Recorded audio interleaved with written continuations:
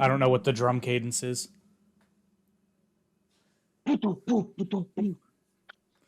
Was that Genesis? No, actually, I don't know. It's on ta ta ta ta, but I did it in a rock double pedal. There you go. Anyway, welcome to 5, Toon 4, Talk. 3, whatever the fuck. Welcome to Toon Talk. That was not Genesis you heard. That was Again and Forever. Such Hey, good what's song. up, everyone? Welcome to Toon Talk. Which one, Genesis or one of ours? I don't know anymore. Well, all of the above, but I was referring to Genesis in that moment. Yeah. Actually, I wanted to make a cover of that song, and of course, Ego and Setsei went like, no. No We have a covers.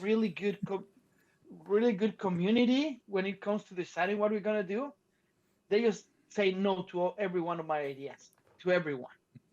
I need to make a bet with them for them to when we did every All Die Young, it's because I make a bet with Ego. And now the new one that we're gonna launch that we can talk later about it. Again, I make a bet with Setsei, and that's how it happens. So it feels like I'm not joining a rock band. It's like I'm joining a casino in Vegas. Oh yeah, I just gotta keep run bets to get my point. gambling. I know. Such an exciting life. Welcome to this week episode of Toon Talk 2.0, right? When we bring the latest and greatest in the world of entertainment, we extend a warm welcome to our listeners, all anew. They're listening right now. Actually, we're going back to the future because they will be listening this in the future. They will have been listening? You know what? That's a question for Dr. Emmett Brown. I'm not allowed or I'm not qualified to answer that. I know, this is heavy. Great Scott! Great Scott! Yeah, that's funny. You're talking to a Welcome, Jake. massive Back to the Future fan. So, I am too, but lately I've been discovered that I need to do probably a little cleanup of all the pop culture that I have in my head. Because of course I know that Dr. Emmett has a catching phrase says Great Scott, but I keep forgetting the phrase. It's I becoming overwhelmed with the information. Just for everyone to know, now that we're trying these two sets, because one of our producers told us that Max, whoever that guy is, Virus, you keep interrupting Jake, so you need to go side by side. Jake is looking at the notes that I obviously did with the team, but I forgot to send them to him. So I just sent it to him like 4 hours ago, and he's extremely busy. But today we're going to talk about a few specific things. Why? You got to do the run. Like your who's in the right or who's in the left? I don't know. It depends. So I guess.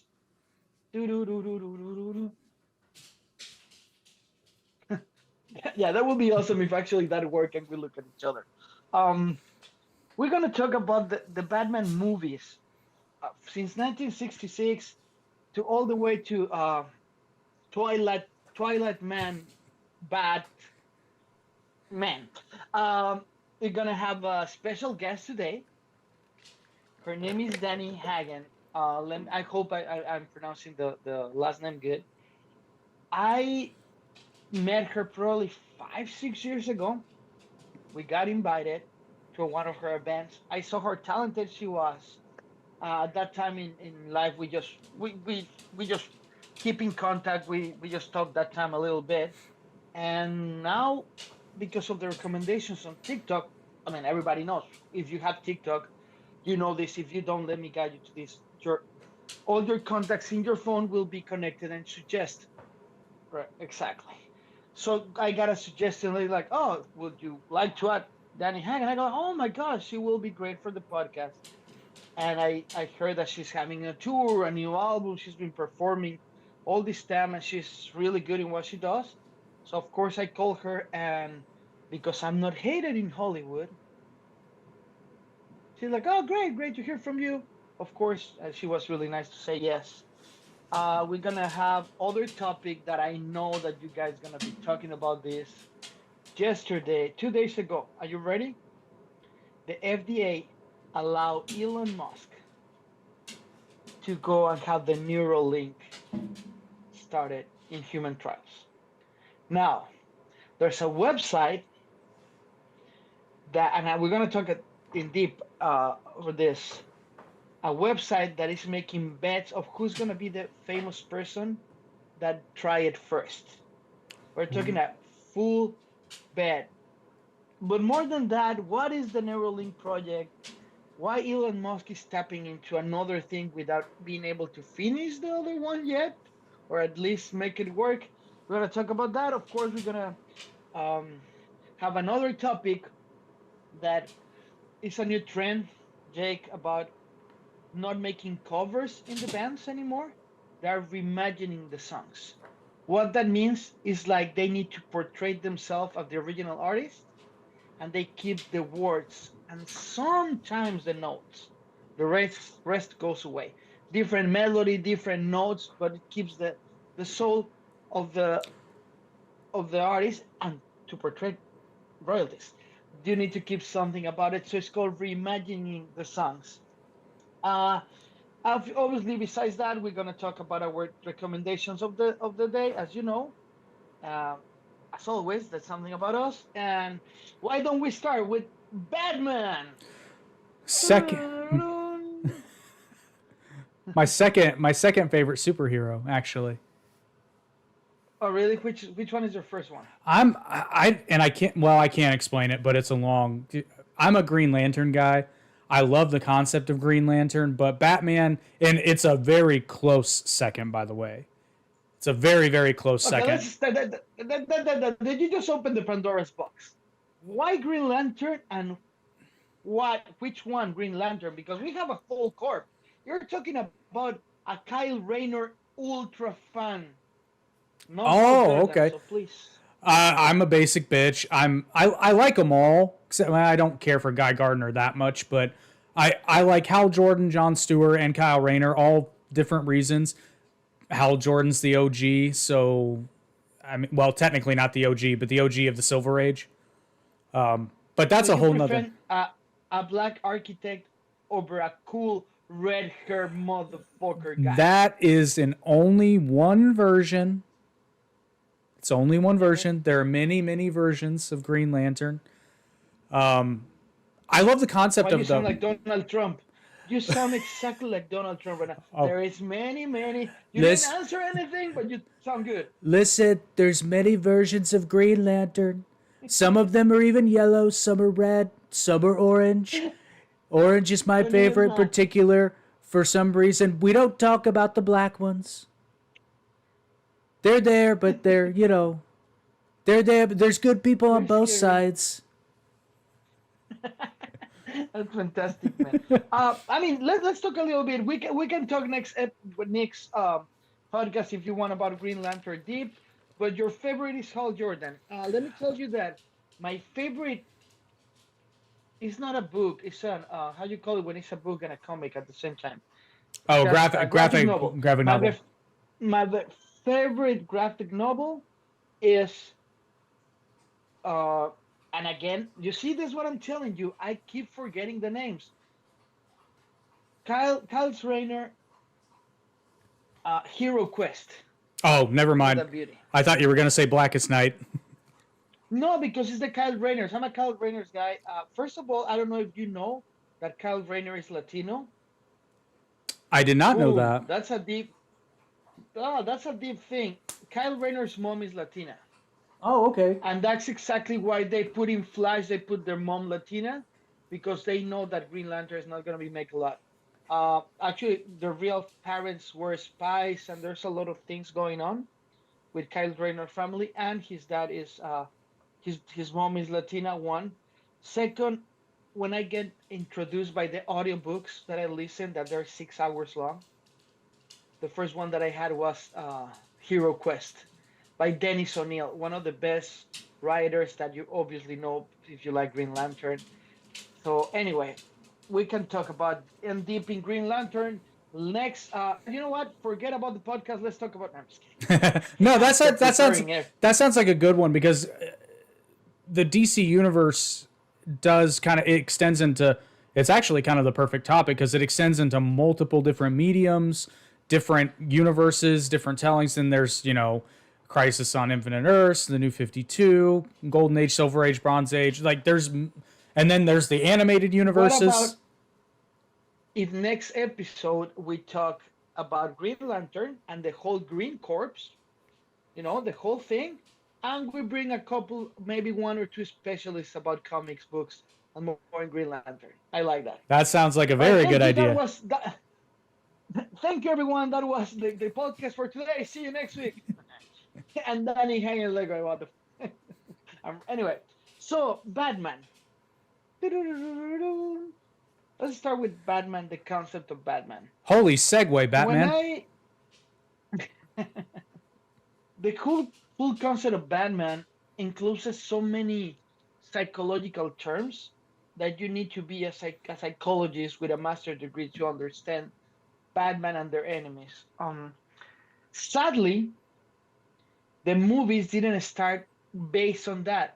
The movies were based on the TV show. They weren't based in the comic as well. They were inspired in the comic and based on the TV show. Why? Because that's how. So first of all, because DC Comics is one company and Warner Brothers is another company.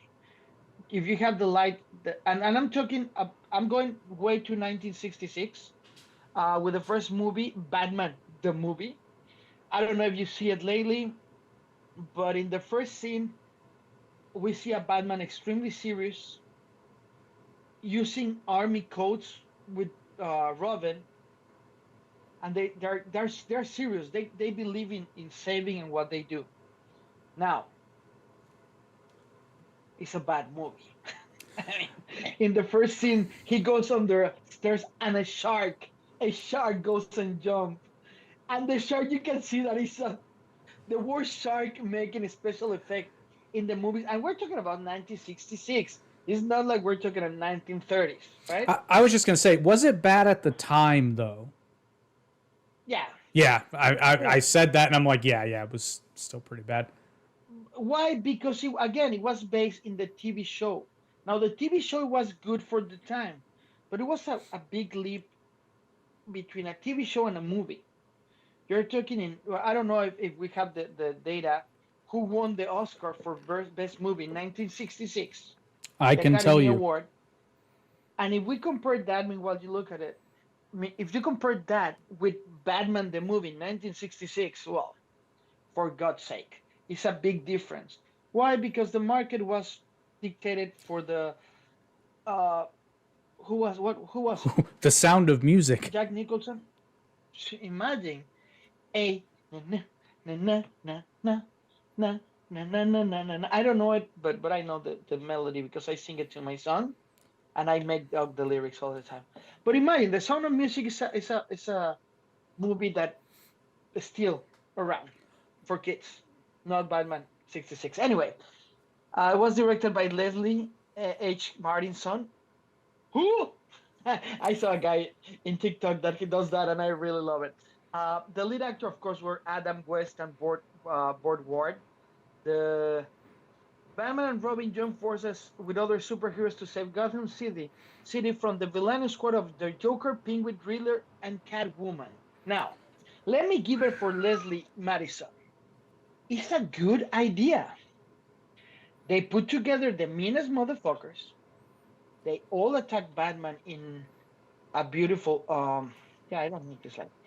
In a beautiful way, right? It's not they're not saving the villains for the next episode, right?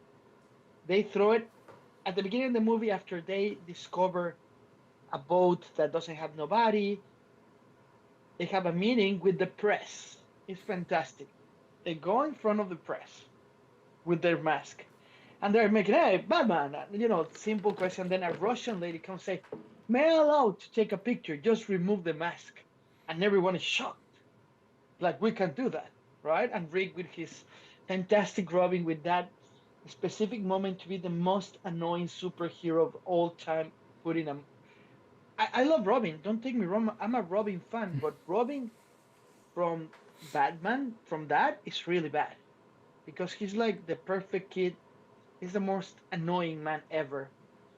So anyway, to make the long story short, they go to the computer and say, "Tell me all the villains that are free right now," and they name the Penguin, the Riddler, the Catwoman, and Joker right away. Movie goes on. I believe that was a good intent to make a movie.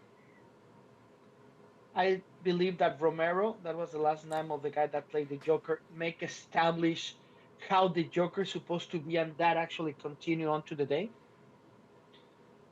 Certain But elements, that's it. definitely. You know what? Romero was Latino. Let's start from there, right? One. Second, you can tell right away what actor takes the time to listen to the director, to the producer, and read the book, right? And you can see what actors just listen to a directors. I hate when people like George Clooney just go ahead and right away say like, "Oh, I never read the comic." Then don't play Batman, dude, or go and buy a freaking comic and read it, right? I'm more I'm on about the the yeah, I'm more on the page of the latter because it's like I don't know how much Clooney made for that movie, but I'm sure it was in the millions. Like you're not going to turn down millions of dollars just because you're not a Batman fan, but you would think after being cast you'd pick up a comic book. but they many actors did that. They didn't wanted to talk about that or didn't want to. My hair is a mess, of course. What happened with my hair, Jake? It was fantastic. This looks like Batman 1966. Anyway, so and then uh how many years later? 20, 23 years later, finally we got 1989. Batman. Yeah. Yeah, so Batman, so that's 23 years later, Jake. Let's count with me. I'm being an asshole today, brother. I'm sorry. Numbers are hard. Batman, yeah, like porn. Sorry. I didn't supposed to say that. You just walk away to it. Batman 1989, the director is Tim Burton. Personally, I don't love Tim Burton. I And nope. personally, I do not like Batman from Tim Burton. Now, I was a kid. I went to the premiere. It was fantastic. I love the Batmobile. But to talk about in this podcast, I actually watch all the movies, and I make it all the way to the Dark Knight just to prepare for this. I went one after another. If you have HBO Max, inside is they bought the DC Comics. You can watch everything there. And Tim Burton is slow, tedious, and it's this trend that Tim Burton start deciding what is gonna be with each character and make the trend of kill every character. And that movie is actually saved by Kim Basinger, that it was like the bombshell. You're allowed to interrupt me anytime, brother. I'm talking too much. You're on a roll. Michael Keaton, amazing job. I believe that he's one of the best Batmans. He's not one of the best for me. This is a personal opinion. Bruce Wayne, and obviously Jack Nicholson. He performed the Batman really similar to Romero. Really similar. The crazy guy that plays with his body, that makes the joke in the inappropriate time, that he's having fun, but he doesn't portray himself as close as the comic book, and that's something that hurts personally. Not just because I'm a writer and a comic book fan. It's the simple fact that in 200 years, and problem is overstretching here. In 250, 300 years, they're gonna look at the comics as we look at Shakespeare. So I'm asking you, if I do a Hamlet and at the end I make Hamlet a transsexual and everybody leaves, is the other way. I'm not talking about anything sexual, it's Well, the opposite side. In Hamlet, everybody dies you've and the guy has clearly a conflict between. you've clearly never seen Go Hamlet ahead. 2. No. Oh, you have Hamlet 2. No, of Oh course my I know. god. I Hamlet 2? That's Yeah. the name, Hamlet 2? Yeah. I never seen it. What I will do something like that. Oh, because Who okay. directed it? I don't know who directed it, but it's hysterical. I highly recommend Hamlet too. It's so damn Really? funny. If you don't When it mind was people, released? uh, 2014, I think. Like it's relatively new. Really? Yeah. I don't even know about it. Oh man, it's great. So I never heard about it. the concept is there's a high school theater teacher who is going to lose his job. So in a not even a last ditch effort because he's sure he's going to get fired. So his final like swan song as a teacher is he writes a sequel to Hamlet because he doesn't like the fact that Okay, everyone dies. okay, but you're going in a different path there. I know. I'm just saying That's you should a watch it. concept inside there. No, but that's a concept inside the concept. Is making his last. And I'm talking about if I release right now Macbeth and the Queen Macbeth is happy and sings like Snow White. I can't do that. Why? Because it's Shakespeare, right? Who gives you the right to destroy Bob Kane just because you think you're better than Bob Kane? When, with all due respect, Tim Burton, we're really good, but your comic or your idea, Edward Scissorhands hasn't transcended 6 generations, and Bob Kane has, right? Anyway, I'm really passionate about this because I understand the adaptations, I understand the input of the necessities, but suddenly decide to kill the counterpart of a hero with the anti-hero kill at the end because it's easier for a script. I found it disrespectful from the creation because the Joker is one of the best evil comic characters in the industry of DC Comics.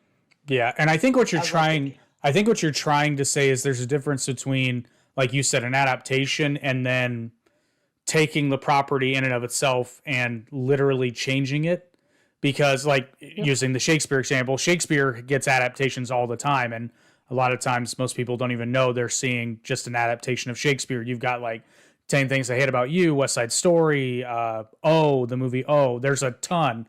Most people don't even know. Everything. Yeah. Did you watch Sons of Anarchy? I tried. I couldn't get into it. That's Hamlet. For people that doesn't know, and you are allowed to write me in the comments, Hamlet is the son of the king that needs to come and take the power, and he needs to respect the new husband, and even kills the mother at the end. Spoiler alert: the show was over 10 years ago. It's Hamlet, 100%. Anyway, so Batman 1989, to me, I will put him for the effort 4 of 10. But I mean, let's talk about 1966. For me, it's a 2 of 10. And I'm a jerk when it comes to this. So we're getting Then, higher. yeah, it's getting better. Not really. Wait till we get to Joe Schumacher. Batman Oh, Returns. Tim Burton comes again, and he just wasn't enough to kill the Joker. Now he changed the whole life of the Penguin. For people that don't read comics, the Penguin is a mobster. It's a guy that is a mobster that rules the outskirts of Gotham. He's just a reference of Al Capone in the book, in the comic. In the original, I'm gonna stop saying comic because that looks in the original story, the Penguin is based on Al Capone. And Tim Burton says, you know what? I'm gonna create this new evil guy called Max. I don't know why he did that. I'm gonna put Danny DeVito, that is again an amazing actor, right? To portray this new version of the Penguin that I decided that is a guy with malformations that he was abandoned in the sewer. Cobblepot is supposed to be one of the richest families next to the Wayne, and suddenly it goes to hell. If I invite you to watch again the movies of Batman and Batman Return, they're slow. The pace of Tim Burton, you see the Batmobile going 20 miles an hour. The fights are like I'm gonna fight that Batman with you right now. it's like Kirk Fu. Yeah, exactly. It's like, dude, seriously. Uh, Michelle Pfeiffer portrays Catwoman. Let me read the synopsis for you. Batman faces the Penguin and the Catwoman, and they wreak havoc on Gotham City during the Christmas season. Dude, really, you need to do the Christmas theme again, Burton? Hey man, it's a Christmas movie. That's money, dude. I understand, and you know me. We can go into the marketing side, but in the artistic side, you know how many artists are around the world that they would love the chance to have half of the budget that these people had to make the perfect movie. So if you have that gift, that benefit, that good agent, that great negotiations, don't fuck it up. It's really easy. Just don't fuck it up. Don't make good. Don't do good. Just don't fuck it up. Wow. Right? Wait till we I get to know that. Joel. Wait till we get to Joel Schumacher. That's my favorite guy to criticize. Then Batman 3 supposed to be the join of the Riddler and Two-Face to this mix. Now, if you realize we're doing a remake, an extended version of Batman the movie of 1966. He just separated and making their adaptations. But suddenly, the numbers of Batman Return weren't as good as Batman. So they say, let's bring an in vogue guy, director, and you Tim gonna be the producer. And they bring Joel Schumacher. Joel Schumacher that he did The Lost Boys, big success. He did another huge one. Remind me, please. Oh god, now Oh, you're putting me on the spot. of course, that's my job in this podcast. Anyway, Joel Schumacher, everybody knows her from The Lost Boys, and he comes, and I'm like watching the movie, and I see as many mistakes like trying to eat a taco with a fork and a knife, right? It's like, and then I start reading about it to prepare for the podcast, and I found myself into a conjuncture of feelings based on the political correct situation nowadays. Now let's go back that this was in 1995. I want to hear your opinion on Batman Forever. I know that I'm running late, but we're getting there. We can separate in two parts, have our guest and return to Batman. But tell me your opinion on Joel Schumacher Batman Forever. Batman for well, so when you compare it to the next movie, it's not awful. It's not good. Jim Carrey is the highlight of the movie, though, as the Riddler. That's not my favorite take on the character, but it works. Tommy Lee Jones is probably the most animated you've ever seen him in his entire career as Two Face. But In his life. yeah, in his life. But I mean, it's not a great movie. But they When clearly was the last time you watched it? it's been a while. They clearly made it for the kids. Okay, shoot me first, because probably they're gonna blog this podcast. Joel Schumacher, you suck big time. If for any reason you listen to this, I don't know if you're still alive, but probably you shouldn't. Joel Schumacher is I don't, and let me separate my personal feeling from my knowledge in the industry. You cannot take the opportunity of a mainstream story and use it for your personal purposes. You just can't. If you want to do that, write a book, dude. Write a song. But I see an interview with him that he explains why Val Kilmer comes instead of Michael Keaton, why Tommy Lee Jones and Jim Carrey are just a copy and expansion of the Joker, because the Riddler is crazy and Two Faces is crazy like the Joker. Even, and I agree with you, Jim Carrey fills up the screen and make the movie better. But if you see after the original 1966, the other Batman Returns, Batman Forever, sorry, Batman Returns, and Batman Forever, it was saved for the good cast because have Val Kilmer, Tommy Lee Jones, Jim Carrey, and Nicole Kidman. So I see an interview years after Joel Schumacher, and again everybody that is a fan of this podcast know that I'm not homophobic. I'm just telling you the facts in my perception. He says that he took the advantage of being able to create a mainstream to show the conjuncture between a man and he can be gay or can be homosexual or heterosexual. That's why he chooses a better Batman. That's what I know, right? That's why he led the psychologist that is the reason of the normality is a woman, right? That's when because I don't know if you guys remember, I don't know if you saw it lately, Batman Returns, Batman Forever, we already seeing Robin over there. So Robin is his young lover in the perception of the director. So it's the difference between, and he got to choose between the reasoning of being heterosexual, again, people, 1995, and being homosexual. And he got to choose between the two. And he based all his analysis in a alternative healing factor of psychology that pretends for you to find your real reasoning to enchantment and logic. That being said, he used Batman to came out of the closet because he was out of the closet just a few years before. If that did you heard that before? No. Nowadays, totally valid. 1996, Not so much. totally crazy. Yeah. Then we go to I'm gonna start with this, and then we're gonna have our guest. Batman and Robin, 1977. Whoo! Go ahead, Jake. Ooh, oh man, Arnold crushed it.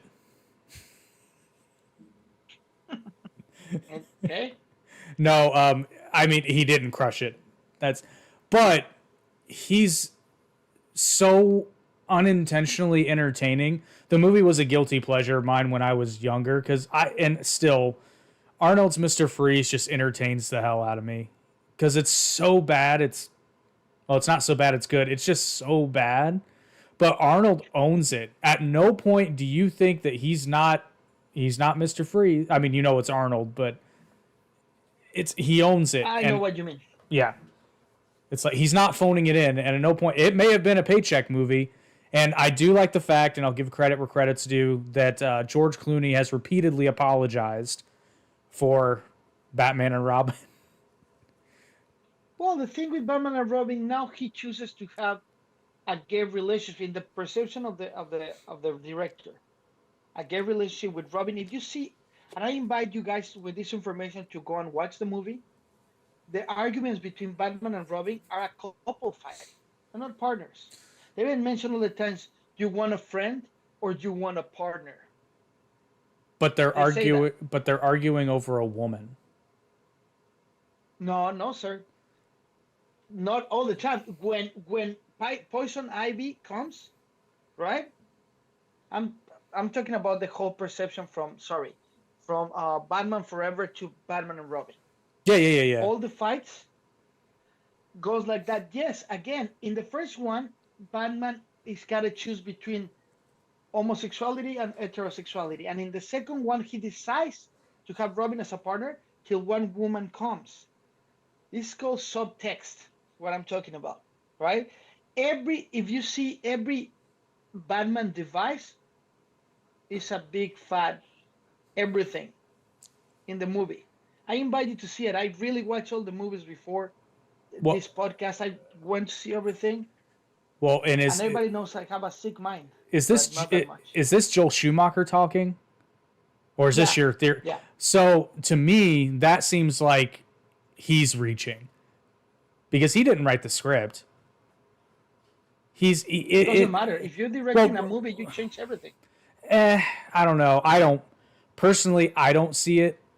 I can see Joel Schumacher in his own mind, but he's also on record and this is George Clooney corroborates this. They're on set, and Joel Schumacher before a lot of scenes will, say like, and remember, people, we're selling toys. Don't take it seriously. So I don't know. That to me seems like Joel Schumacher. Yeah, that seems to me like Joel Schumacher's reaching. Although it would explain the nipples on the Batman costumes. the nipples on the Batman costume, the way, the shapes of the. I mean, everything is involved in a movie. This is not black and white. Everything gets involved in a movie of that mainstream. I know that it was a toy selling thing. However, I invite the people to see it to the director's perception, and my perception that I'm telling you and watch it is just that the directors of the movie. Um, I made a mistake over here, just for you to know, in the notes. The writers of the movie, actually, the writer is one of my favorite writers. But if you base everything in 1966, just forget about it. Just erase the thing in the middle. Uh, if you see 1966 Batman, again, we're looking at a Batman from the perception of the TV show, not for the perception of the comic book, if that makes sense. Everything that we're seeing from Batman to Batman and Robin, it's like, let's grab the TV show, let's put my personal intentions and deliver it like that. Call it a carnival with Tim Burton, or a Batmobile that looks like a dick that is not Dick Grayson, right? And from Joel Schumacher, and on and on. What, until you can blame me and you can call me a liar, but that sent the franchise to the tank for more than 10 years. Oh, I don't think you can So if deny that's not a that. bad movie, yeah, it was a bad movie. But I don't want to be rude to our guest. We can continue the second part of Batman. And before any things, welcome, Danny. How are you today? Hi, I'm doing fine. It's been a long time, Max. Yeah, it's been a long time. I was telling the audience before you jump in that we met like what, 6, 7 years ago, probably. You I invite have us to one of your no point show. of, yeah, I have no point of reference as to how long ago it was. Yeah, so, but it's good to see you. We haven't seen each other in that time because you invited us, was really kind to invite us to a show. And then you were doing something with your band, and we lost track of each other. And thanks to social media, we connect again. So thank you for being here in this episode number 6, or Toon Talk 2.0. My co-host Jake. Nice to meet you, Jake. Thanks for Good to having meet me. you. Thank you for coming. So why don't you tell us, who are you, Danny? Who am I? Well, I'm a singer-songwriter from North Dakota, but I've been living in LA for a couple of lifetimes now, it feels like. And I'm in the middle of putting out an EP. My release is at the end of the month, and we're celebrating that big EP release with a headlining show at the Whiskey A Go Go on October 18th. So it's a busy month for me. Congratulations, the Whiskey A Go Go and being the headliner. That's a big thing in LA and everywhere in the world. So really, congratulations. I know you deserve it. Something that really interests me about the way that you write is your just not your composition, of course, the way that you use words to express yourself as a person and as a woman. I found it really interesting when you do art. Can you tell us a little bit of your process, how you come with these ideas, the whole process? Because you and me, we know we're musicians, but I want the whole audience to know, to understand the path of you coming to a great song. My songwriting process, well, I tend to hear lyrics and melody. They often come simultaneously, but not always. I've always got my lyric book like literally right next to me, and colorful pens to write in, because you never know. I get these little seed ideas all the time, and I jot them down. Sometimes it's all just chaos, and then you kind of put the puzzle pieces together, and all of a sudden you have a song. And then other times you blink and you accidentally write a song from start to finish. Those are usually the best ones, when you're just kind of a conduit for it. But yeah, I play guitar and piano, and my main instrument is definitely my voice, both melodically and lyrically. That's where my strongest skill set is as a band member. And I'm super grateful to have my band, because they can come and fill in the gaps, so I don't have to utilize my guitar and piano skills as much as I used to. Well, that's amazing. Let me tell you something for the ones that you guys are seeing us and they don't understand. Having a band and being a solo artist like her is a big step, people. Usually, a solo artist just start with, tracks and perform live, or just like you say with your guitar.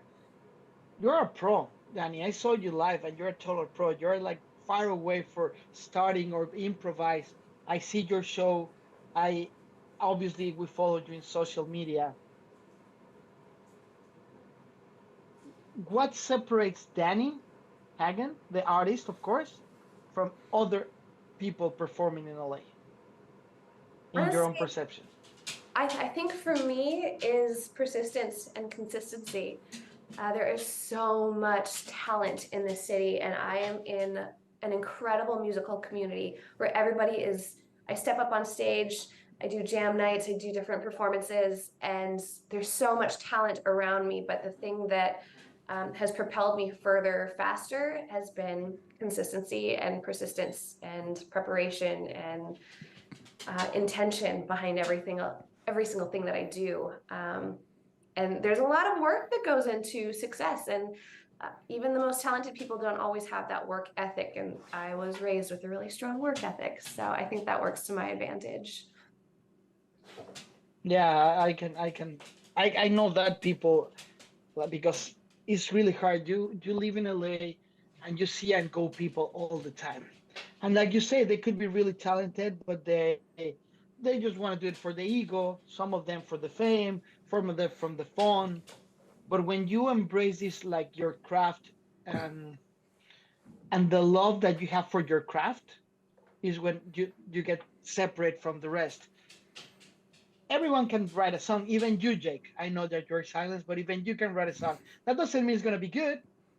It's gonna be in Danny's song kind of songs, but everyone can. We're humans and we're allowed to create now. But the work ethic, like you say, Danny, that is between I have an idea and releasing an EP is so much work, so much dedication, so many late nights, so many nights alone, so many nights that people are partying, and you're like, I can't because every penny it's needed, every second of the day is needed for this.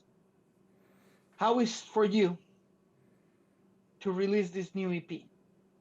Well, I was reflecting on it today because I started writing some of these songs years ago. The title track on the EP is called "Kissing You," and I think I've got my electric guitar. It's my first electric guitar. I got it about probably around 4 years ago. And the very first song that I wrote on it was the title track of the EP called "Kissing You." And from sitting at 3 a.m. in the morning with my guitar and just plunking it out and finding this little riff and writing a song around whatever my heart was going through at that time, and then workshopping it with different musicians. And then all of a sudden I'm playing it at shows and people are responding well to it. And then I'm in the recording booth with Michael Blue, my producer, he helps to develop One Republic and Jason Raz and Colby Calais and now me. It's like, oh, okay. And he's bringing these other artists in to record with me. And all of a sudden I'm playing with Greg Bissonette, who's Ringo Starr's drummer, is my drummer. And that's just mind blowing to me. And then taking the song after we recorded it, bringing it over to London and shooting a music video with our London team and then releasing it. And now this 5-track EP coming out called "Kissing You" with a new single called "Anywhere But Home" is coming out. It's sitting back and looking at all of the hard work and how many years and how much collaboration that it took, and blood, sweat, tears, every single penny, like you said. It's an accomplishment, and it's nice to sit back and acknowledge all of the hard work and all of the belief of the people around me that it took in order for me to get from just a pen and paper to actually having a release on Sunset Boulevard at the Whiskey A Go Go. It's pretty wild. It's pretty wild. Congratulations. Really, congratulations. It's such a, let me tell you something. I believe, and we were doing another podcast, that the best entrepreneurs that become businesswomen or businessmen are musicians because you start with this idea and you finish with a market product that needs to be released in one of the most competitive markets in the world, now with Spotify and iTunes. I'm not as young as you two. I'm from all. I had a deal with a record label, and we sold CDs when we were transforming from album to CDs, right? So the new world of doing the right, how I say it.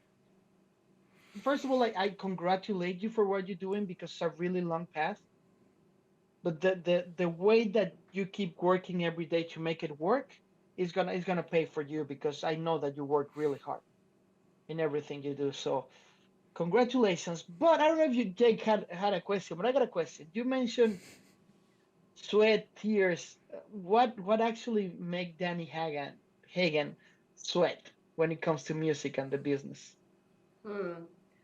Um, you know, that's a deep question, Max. That's my job. Hopefully it's not interviews. No, interviews are the fun part. I tend to learn a lot about myself when it comes to interviews. They're very revealing in a interesting way for me. I think I think the part that makes me sweat or the most uncomfortable is selling myself. Like, give me a microphone, give me a stage and an audience. I will sing my heart out for you. I will leave it all on stage. That's amazing. But if I have to go and sell myself to you like the elevator pitch, I get really uncomfortable. So I but maybe a lot of your people, of the people that follows, don't know this. But actually, part of your other job is make people sweat. Actually, if I'm correct, because that you're an is amazing correct. Pilates. You're an amazing Pilates, right? Teacher. I guess Jake and me could use something of that, right, Jake? Yeah, I it mean, wouldn't hurt. I know. God knows. uh, but what sweat not necessarily, I mentioned that because sweating is not necessarily bad. What makes you sweat in the industry that is not bad? Um, I don't, probably just the spotlights, in all honesty. It gets hot up on stage. But I love the whole process. I love the struggle of it. I love the challenges that create opportunities. Like right now, the month of October, when I tell you that everything that could go wrong is going wrong in this month of like big performances and release dates and like the quote unquote finish line, which is really just another starting line. Um, Everything is going wrong. And I'm at the point right now where I can just laugh it off. It's like, of course that person's not available. Why would they be? It's October. And it's just teaching me to roll with the punches, and we'll get to where we're going eventually. And yeah, I like the journey of it, even the parts that are incredibly frustrating. There's something good on the other side. And I'm confident about that. It's always revealed eventually, but it takes time to get there. You mentioned sweat and cry. Now I need to know what makes Danny the artist cry. Oh, Could usually be a good or bad. boy. Usually a boy makes me cry.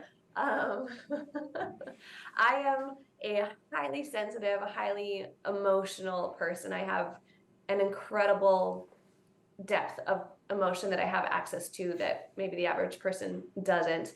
And I have a nice command of it as well. But because I have that depth of emotion means I feel everything all the time so deeply, whether you're going through it or I'm going through it, I take it on as mine.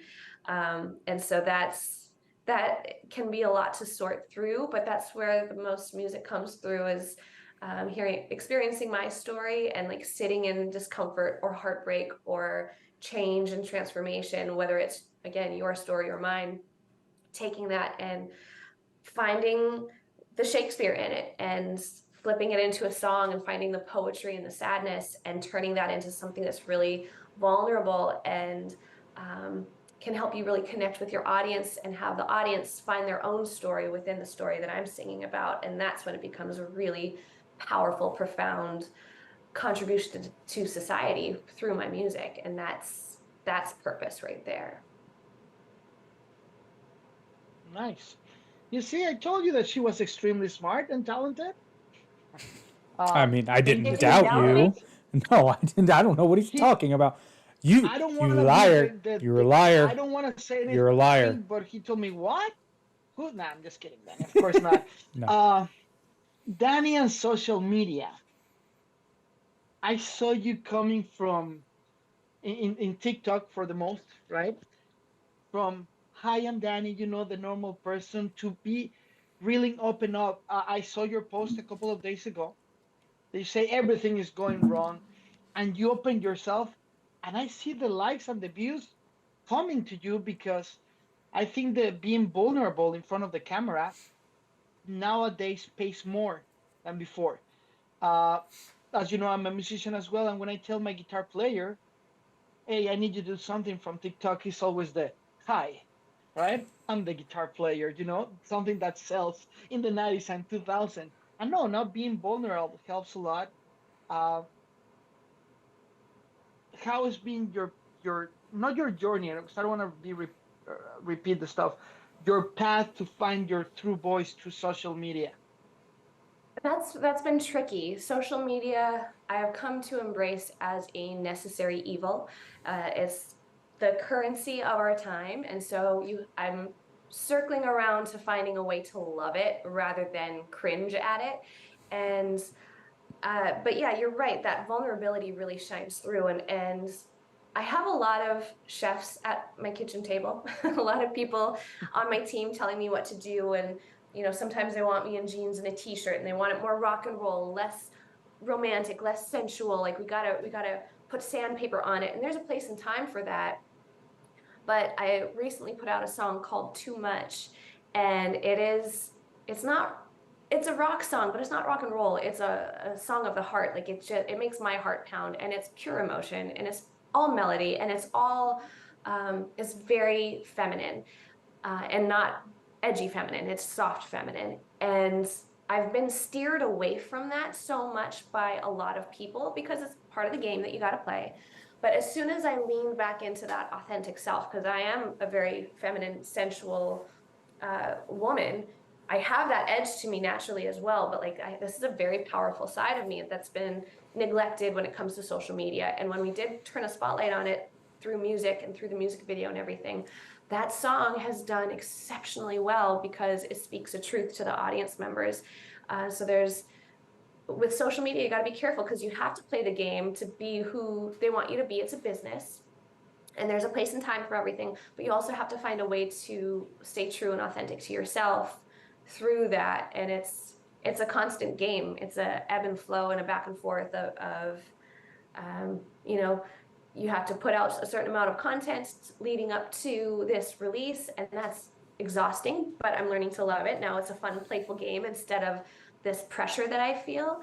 And that's something that you have to arrive at and not be so concerned and so precious about every piece of content that you're putting out there, because people are only paying attention for this long to scroll up the screen, and then they're really not thinking that much about you after that. So if you can hold their attention for 30 seconds, that's an accomplishment. And again, that's the culture that we live in that you have to adapt to. And it's really frustrating to take a performance where I was playing the main stage at a hotel cafe, and we did a 40-minute performance, and it's awesome. You got to reduce it down to 30 seconds for Instagram and TikTok, and that's all that anybody cares about. And it's just, but there's so much more. But that's where you hope that your fans dive in a little bit deeper with you and listen to the whole song and actually download it. And it's just part of the game that we're playing with social media these days. Yeah, it's crazy. For me, everybody knows in this room and the people that listen to us that I love my voice, so I can talk for hours. But I see social media myself, TikTok, and specifically like the door of the house. I'm gonna stand in the door for 5 seconds and say, "Come on in." If you want to come in and you open it, you will find. I mean, you guys know my business area, right? The podcaster that has fun with his friends and guests, the musical thing, the sensitivity, the writer. But I try to come to social media terms like that. This is the entrance.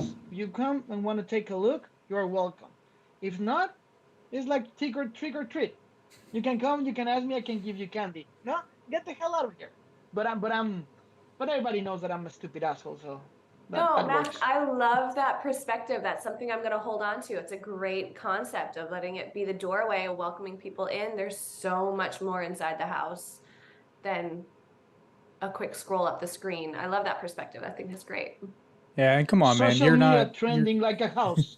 yeah, and come on, you're not Trademark that. stupid. No, I'm special. Sorry, Danny's a really serious and decent person. Don't make me go virus here, virus box.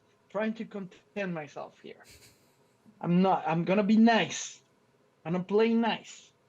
I My appreciate the girlfriend told effort. me. My girlfriend told me, "Who's your interview?" And I say, "Danny." She's like, "I'm looking at you. She's too pretty." I go like, "I know. I'd be good." I'm just kidding. She doesn't even watch our show, but she exists. Um, you mentioned something. There's a lot of voices and a lot of chefs in the Danny's kitchen. Till what point you say, "Shut up, this is me, and I know how to play the game," and I listen. Because for people that don't know, an artist like Danny has managers, agents, consultants, social media managers, tour managers, roadies, everything. Till one point, and you can even use an example of previous craziness in your career. You say, "Shut the hell up! I'm gonna wear jeans today because I want to wear jeans, and the light is gonna be white." When Danny the artist overcome Danny the businesswoman. That is something that I had to do today, actually. And I'm a people pleaser, and I also know better than anybody that let people do their jobs and they will do them well. Like I'd rather, if somebody asks me to sing a song, allow me my creative expression. Don't try and give me parameters to stay within. And I promise I will paint you a beautiful song. Like if that's, so I use that approach with everybody that I'm working with. Like I'm not going to tell a manager how to manage me.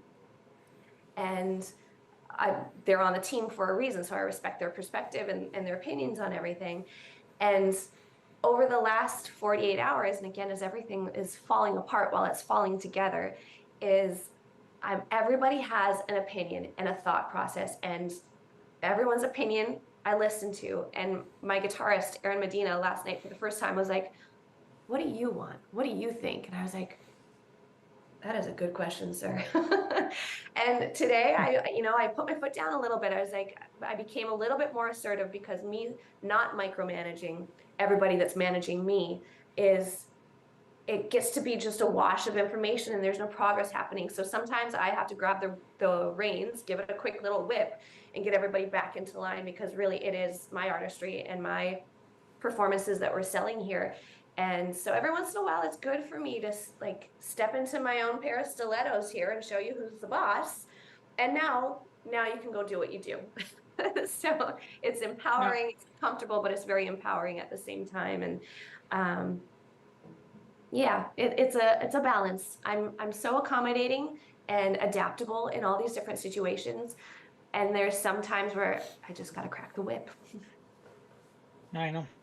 Well, if you need a maracas player, Jake is available the whole month. He's not good with rhythm. He doesn't know how to count, but he will look good in the stage. Right, Jake? Okay. You know I do can. tambourine? You know I can read music, right? I know. I'm just. I didn't know if you. You're I don't know. quiet. I don't know if I'm not a musician though, so I'm a little out of my element. What am I going to do? Talk about? Oh yeah, podcasting's really similar. It's not. But you can Well, you read can be the music. presentator. What type of music do you read? Did you play an instrument at some point? I played a couple actually in high school. I started with trumpet, and then got strong-armed into tuba because our baritone player graduated. I know you're gonna say tuba, you nerd. He's total nerd. That's total. I was Not asked. my friend anymore. I was asked very nicely, and then I picked up violin for a bit. Found out that I love the sound, hate playing it. It's a very difficult instrument to play. I respect the hell out of violin players because they're not humans. They're not humans. No, Okay. I don't. just for the record, Jake just opened his mouth and said that everyone that plays violin is not human. That's what you just say. That's fantastic. Actually, every violin player I know will like that actually because it's a compliment. Because I don't see how they can do it. Hard. Playing violin is really hard. You know what? I haven't read music in so many years, but I understand what you're saying, Danny.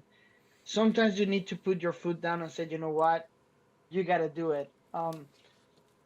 The advantage of being a solo artist is that you are the one that has to do the job with all the voices. When I was a solo artist, it was great, but I missed the band.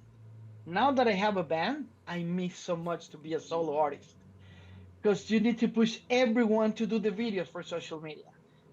You have people that are old enough to do whatever they want, but they cannot take a phone and make a message in 5 seconds. You need to, and we have, and in my band again and forever, we have a manager, we have an agency, everything. But sometimes I just say, I'm not going to tell you how to manage. Yeah, but I got to tell you what I need. Sometimes we became a number, an object, or just a bill to pay.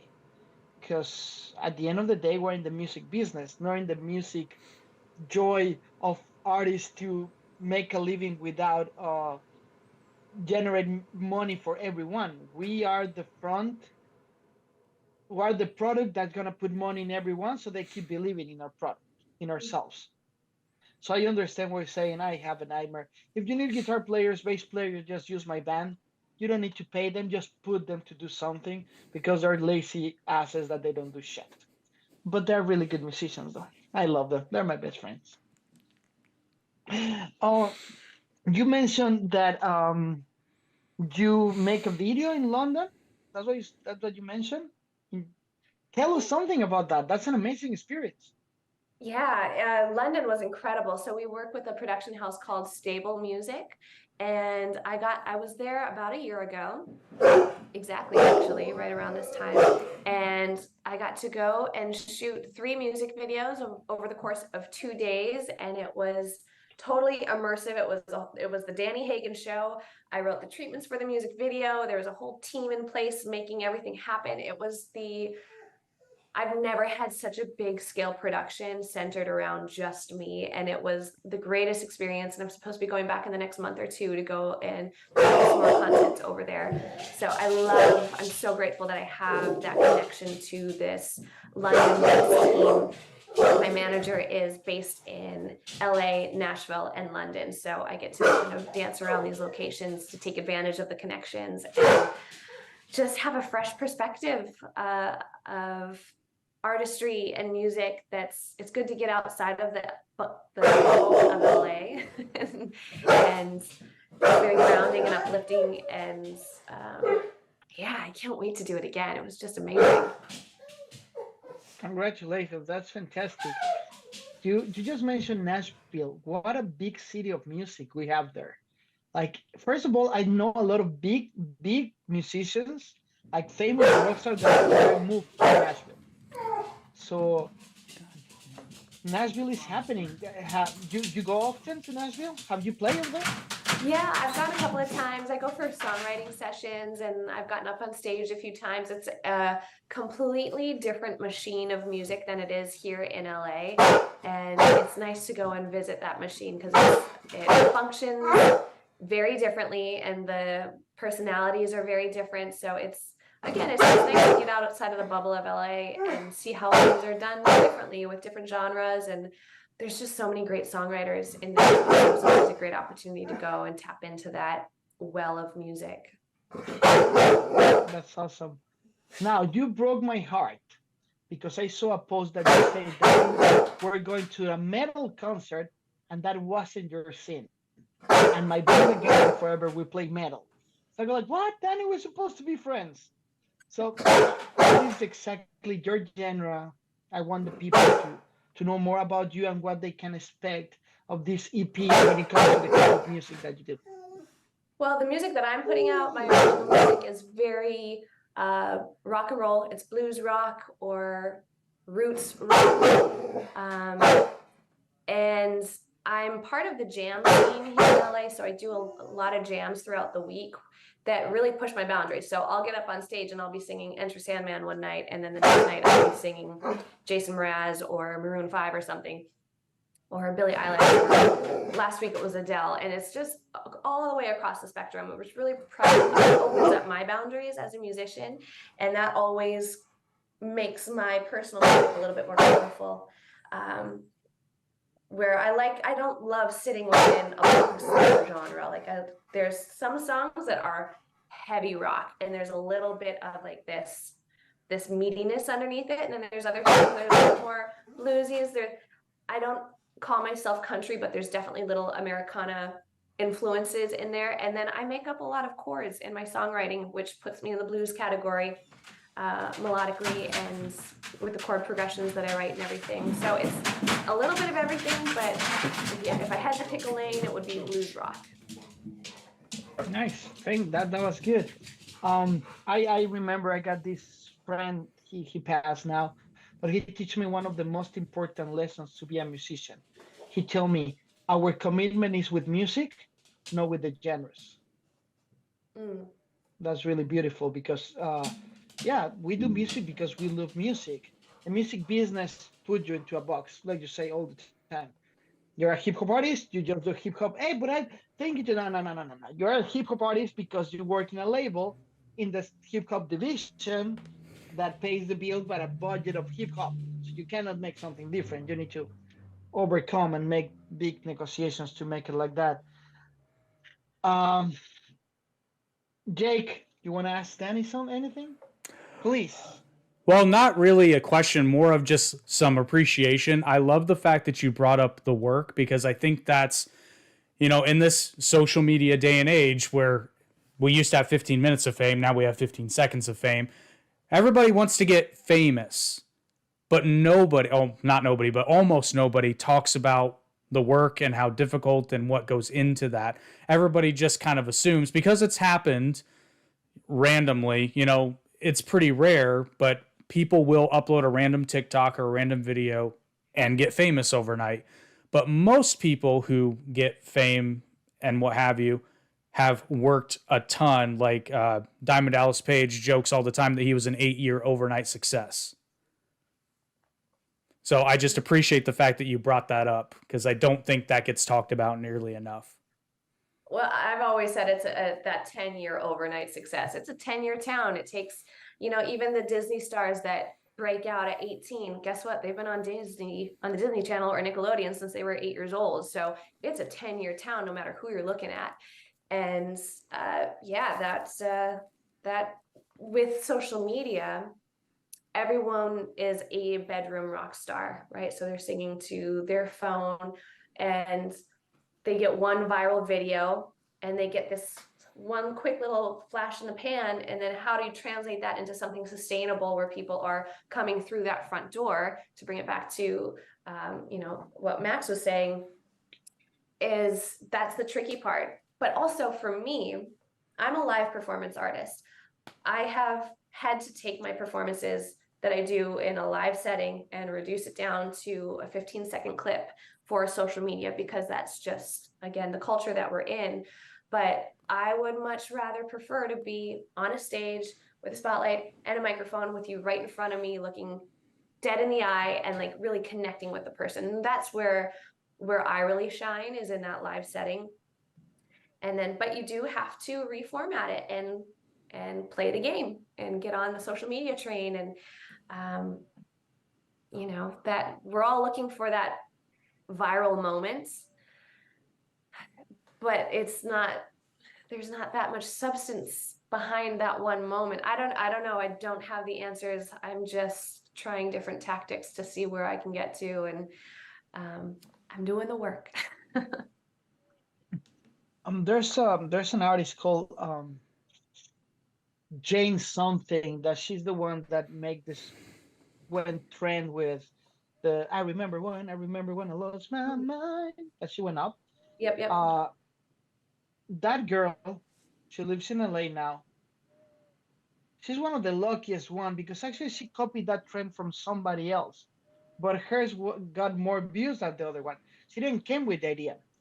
Um, and suddenly she got 3 million views. Right now she's touring Europe. And if you don't have the time to see all the work behind, you're gonna go like, why her? What? Why? I mean, she hit at one high note. We do that in every practice, right? But you see the work behind. She was in a couple of contests in the boys. He didn't pass through. He moved to LA to study more. He released 4 or 5 albums till she got this breakthrough with a song called "Who the Fuck Is Ava," and it's really good song. Personally, their songs never explode, but probably that's why they work because my song always explode, right? I don't know. But now she's in tour, and I respect her a lot. I don't remember what I forgot her name. I actually got all her albums. But she did the work behind, and I'm pretty sure that you're right there. You're like this for the next time that I will invite you to a podcast. We'll have to go through 4 managers and 5 assistants for you to say, "Oh yeah, I know those guys." You're this close, and I can see it because you know how to perform. That's a little lost craft in this industry. So everybody can sound really good in the studio. God knows everyone can sound good in a studio, but the way that not everyone can sound as good as you sound in the stage, and I really recognize you that because I see the work behind, and I the only thing I foreseen is only success for you, and I really appreciate that you're here with us today, and you take a long time when you're having this chaotic month. But if you need anything, we're here to help you. Thank you. I appreciate all of that. Thank you so much. Jake, anything else you want to say to our great guest today? Well, obviously, we're going to put all of her links into the description, so hopefully we can get you some more fans too. Yes, please. Anybody in LA, October 18th, I'm headlining at the Whiskey A Go-Go, and my new single, Anywhere But Home, and my EP, Kissing You, is coming out on October 26th. So it's going to be a party all month long. Fantastic. Thank you so much, Danny. Thank you for being here with us. We wish you the best. Hopefully, I can be there. October 18th, I'll be more than happy to come and say hello. Wish you the best. Have a great tour because it's starting, and we wish you the best. Thank you for being here. What is the name of our podcast, Jake? I Toon Talk think it's 2.0. Toon Talk. Yeah, I think. Thank It's you just for me being having me. me, Thank you, gentlemen. I Danny. look forward to seeing you again soon sometime. Thank you. Take care. Bye-bye.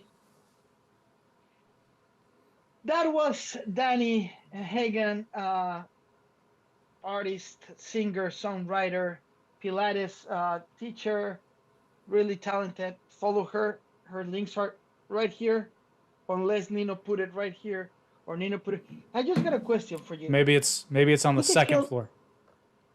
Who the hell is Max she keep referring to? And Virus Vox.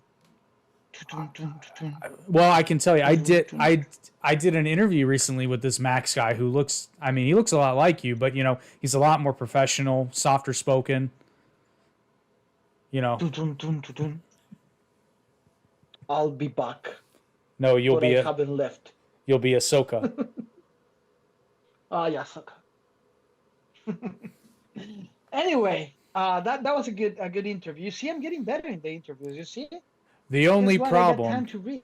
Yeah, the only problem with the interviews is like whenever you bring on a musician, I just don't have a lot of common ground, so I usually let you take the lead on those. Just for the record, Jake just said that he doesn't like musicians in the podcast. Alert, alert, alert. I just heard you say that, bro. I need to be with the audience. I know, I'm just kidding. I mean, obviously, I know. You don't even twitch anymore with my stupid jokes. Well, I mean, they can rewind 15 seconds and know the truth, so. Alert, alert. So we were talking about Batman, correctly? If I'm correct? Specifically, Joel Schumacher's catastrophe that almost killed the. Well, I mean, I guess it did kill the franchise, and they had to start it over again. So, as we were talking about this, I was in a good mood after talking to Danny. Now I'm in a bad mood again. Joe Schumacher sucks. I mean, he did all right with Phantom of the Opera. Yeah, well, I did right with this relationship with my girlfriend as the other ones. I, I mean, that seriously, I mean, I like. to be fair, Phantom did come after Batman and Robin, so maybe he learned his lesson. Maybe he learned the lesson not to listen to everyone and not use why he didn't make the Phantom of the Opera decide into sexuality. Oh no, it was You know, definitely sexual, just not homosexual. but you know what I'm saying. Yeah. Anyway, so God bless him and his ass. He can do whatever he wants with his body. Don't use my fucking superheroes, Joe. Simple as that. If you get to direct another superhero movie, just direct it, bro. Open a fucking comic book and follow scene by scene. You'll be a success. Do you It's th- not hard. do you think he put the Batman costume on? And he went with the nipples for And sure. Goodbye Horses was playing in the background. Ooh. Actually, I watched The Silence of the Lamb last night. He's got the cape. He's just like, Ooh. I'm Joe Schumacher. The only cool thing I have is a racer's name. I don't like him. I don't like him in Batman. I actually love the Lost Boys and the Lost Boys, and I think the Lost Boys was good. And his job in the Lost Boys was really good. You know what? The Lost Boys is a good movie, as you can see. That anyway, the franchise is dead, and then we see this master of direction, somebody that took the time. I'm gonna share this with you. I'm watching the. I told my mom, as you know, I'm visiting my mom. I'm going back to LA next week. I don't want to keep pushing it and pushing it and pushing it because something happened at my mom's house. Are you ready? This house is haunted. The salt gets filled up, the laundry gets made, the food is already on the table. This house is haunted. that's the best ghost ever. I know. Probably is the original. Probably is uh, Alfred from Schumacher that was gonna die, and then when he realized he died. Anyway, I'm gonna stop with that. So going, and my mom is a crazy movie fan like me. So I told her I'm gonna see all the Batman, and she watched all the Batmans with me. And before we jump into Batman Begins of 2005, directed by the amazing director Christopher Nolan, that he does something in all his scripts: ask the right questions and go to the fundamentals of stories. The synopsis says the reboot explores Batman origins, his training with the League of Shadows, and his transformation into Gotham City Dark Knight. Before the movie started, my mom said this. Are you ready? I'm just wondering. She said that. I just wonder why nobody told us why he uses the bat. Now, she doesn't have the Batman knowledge of the comic like us as a symbol, and why everybody lost their parents. Many people lost their parents in a tragic moment. Everybody's gonna lose mom and dad in a point in their life. Yes, it was a tragic moment, but that doesn't make him being a superhero. And I go like, Mom, hold a second, you will have your answer in the next 10 minutes. So we've watched 4 or 5 movies and nobody touches that. And it's the chain of events in the history of Bruce that make him become the Batman. It's not just the death of their dad, mom and dad. That's the trigger because Batman got triggered, and because the foundation of his culture and the love of Alfred, he doesn't transform to a psycho. We watch it in Batman Begins. He want to avenge Shield, that is the killer, the mom and dad killer, but because of the love of the memory of the dad and luck, because somebody kills him before him, he didn't kill him. So Batman was this close to be 20 to life in prison, and we didn't have the Gotham Knight. Why? Because he's a human guy. Well, and that's More than something. superpowers. Yeah, that's something I've Go ahead. always really. I don't know if enjoyed the right word. I've always liked about not every version of Batman, but most versions of Batman is, he uses fear. He uses kind of sort of uses the same tricks that the criminals do, but he has very, very strict moral lines that he will not cross, which, to your point, Batman will not kill. Now, sometimes people accidentally die or they end up killing themselves because, well, they do stupid shit. But, like, Batman will not actively try to kill someone. And I always like the fact that Batman, for the most part, I know there are exceptions before all you comic book nerds yell at me in the comments. Generally speaking, Batman refuses to use guns. Actually, Batman only uses guns to attack on living persons in the movies. In the comic book, he doesn't use guns at all. I thought in the Dark Knight Returns he used and take that with a grain of No, salt. I mean, but in the movies, you mean? No, I mean in the comic book, he doesn't use his guns. Yeah, In no, the I'm movies, he does. I'm talking about the Dark Knight Returns. I'd have to go back and look. I think he might use a gun at some point. Maybe I'm wrong. I don't know. I don't know. I don't recall. They'll correct me in the comments. There's so many versions in the comics. Yeah, I'm of course. sure. We're I'm talking sure. about Prime. Yeah, Earth. We're talking about Prime Earth. Prime. Definitely, Batman will not use guns for obvious reasons.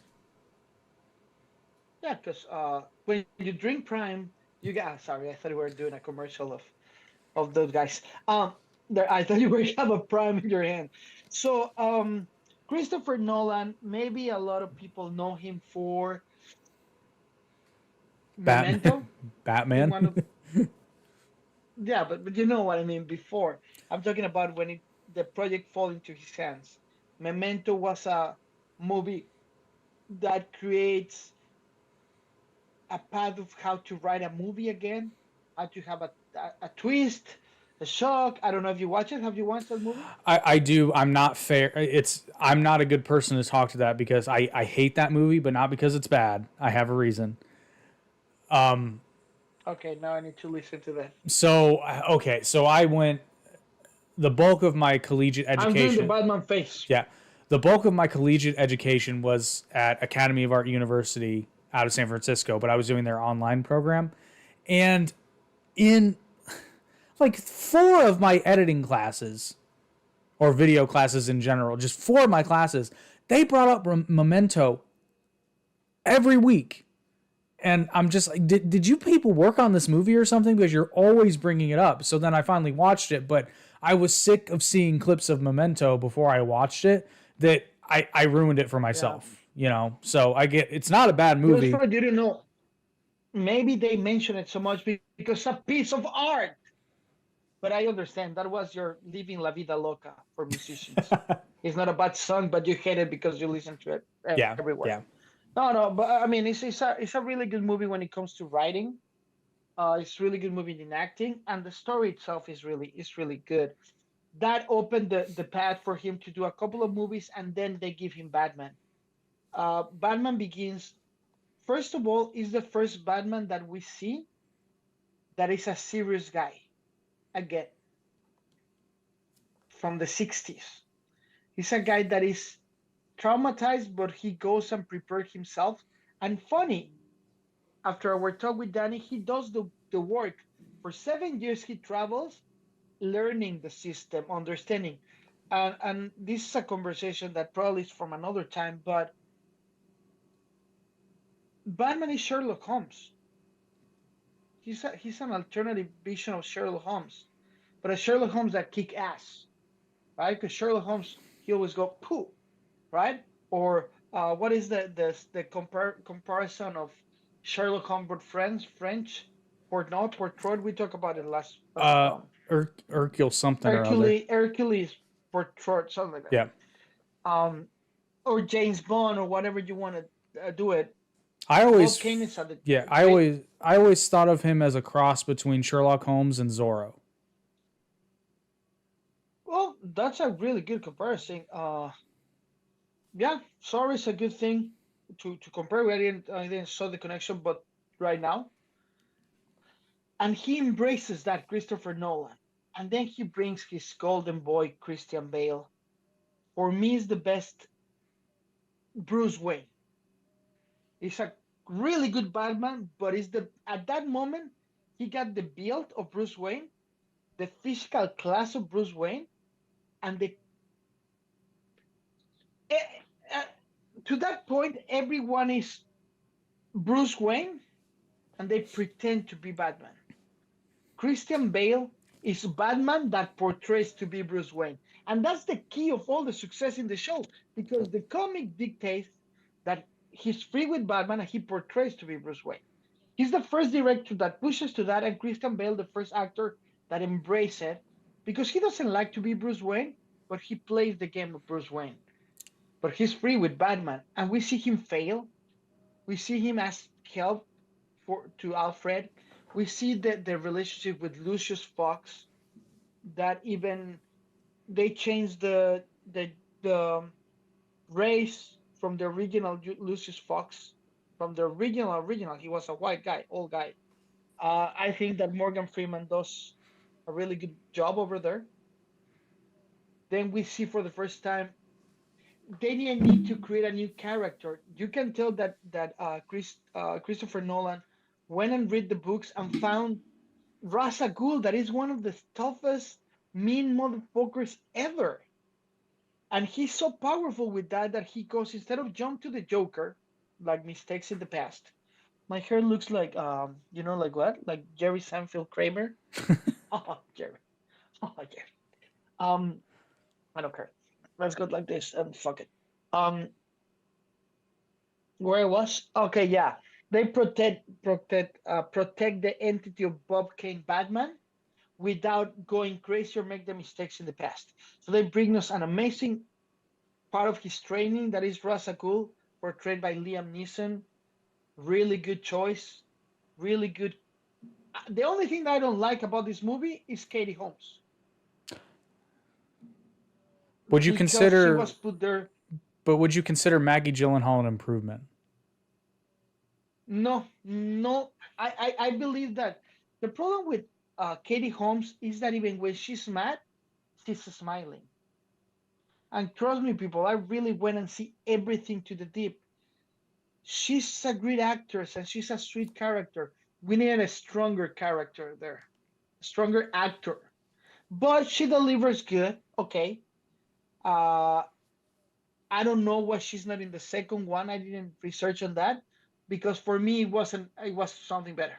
The new one is not as attractive, but it's a better developer for the character.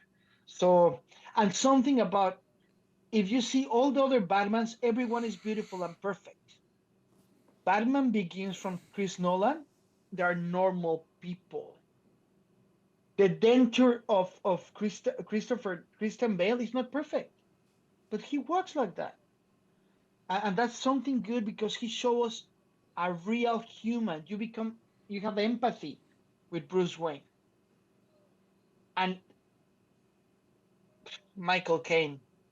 Hats off for that guy, amazing deliver of because you see how it's like a father to him, and he's still teaching Bruce Wayne, right? So Batman Begins 9.4, I will say. The story, the development, the production, the respect of the character, the development, I like it a lot. I don't know what is your qualification of Batman Begins. It's held in high regard. I wouldn't exactly give it a 9.5 because there are, I hate to say there are issues. There are very minor issues. One of which saying, for the casual moviegoer, I don't mean the Batman fan because you're right. Ra's al Ghul is a great choice to introduce in a Batman film, but for the casual moviegoer, the movie's a little slow. But it's because they don't know. The movie does a good job of explaining it. It just takes a while to get there. I was happy they didn't have the Lazarus Pit having, Raish be the villain. The movie in and of itself, it's very much an origin story, which that's what it was supposed to be. But when you have origin stories, you have to be very conscious of your pacing because there are parts of the movie that just feel slow. It's not super egregious because it's still a great movie. I'd probably give it like a 7.5 personally. But just two things there. Can you explain the audience what the Lazarus Pit is? So then I will dare you to something. Go ahead. Dare me? Okay. So the Lazarus Pit is essentially, so in the comics and in many other iterations, Ra's al Ghul is an immortal, and he is able to be immortal because he bathes in the Lazarus Pit, which can either, there's a couple of things it can do. It can restore youth, and it can also bring people back from the dead, but with dire consequences. Nice. Thank you for the explanation. I'm going to dare you to something. Please, for the next podcast that we're going to dedicate for Green Lantern, please watch Batman, any movie that you want from Batman before Batman Begins. Anyone, your choice. And then you watch Batman Begins and you will see that it's not slow. It's the pace of Nolan, all Christopher Nolan movies, because he developed in that for you to feel the pain of the character into the rise of the character. And I think that maybe I'm wrong. This is a perception as a director. I think he wrote the three movies together. It seems actually.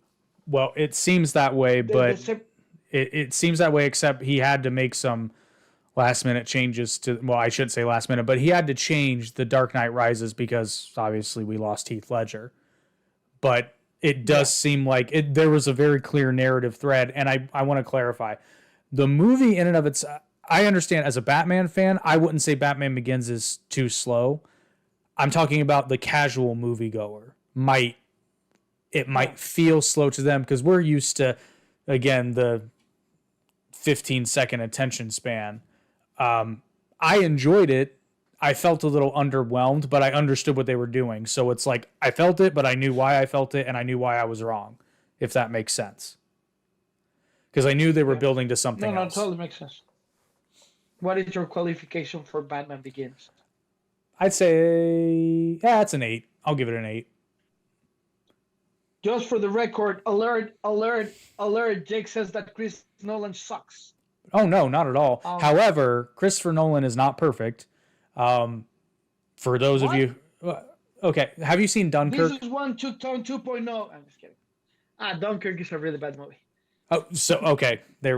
I don't even say it's really bad. It's just that sometimes Christopher Nolan can get so insistent on a certain process that the movie suffers. Dunkirk is a good example of this because he was adamant. I love the fact that they shot on location.